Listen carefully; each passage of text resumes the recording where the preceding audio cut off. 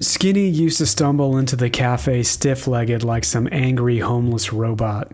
Literally, he couldn't bend his knees, so he would just shuffle up and down the boulevard before showing up.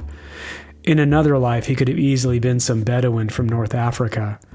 As it stood, he was loud, abrasive, and probably dying. Like really, his health and disposition seemed worse with each passing day. He weighed maybe 120 pounds, and maybe half of that was from his matted dreads. We'd had to ban him a few times too. It never really stuck though.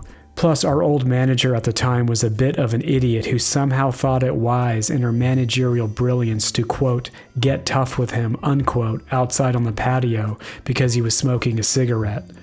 All that succeeded in doing was having Skinny launch a hot cup of coffee at her that narrowly missed the mark, much to our collective chagrin. Skinny's routine always began saccharine sweet when he entered the cafe.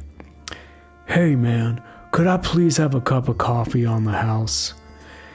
A yes would be followed by a thank you, and he would shuffle off stiff-legged out toward the patio to smoke, regardless of what we said about it bothering other customers or LA's bullshit health codes. A no, however, would incur a wrath of biblical proportions, no matter how polite, kind, or civil we tried to be. Spittle and invective would always ensue. "Fuck you, man. Fuck you. I will fuck you up." It was all a hollow threat, of course. A simple gust of wind from an open door could defeat him in Mortal Kombat. He would then turn toward some unsuspecting customer on their laptops and resume his saccharine charade. "Hey man, can you please buy me a cup of coffee, please?" Inevitably, one of us would just break, give him a free cup of coffee, and then tell him to bolt.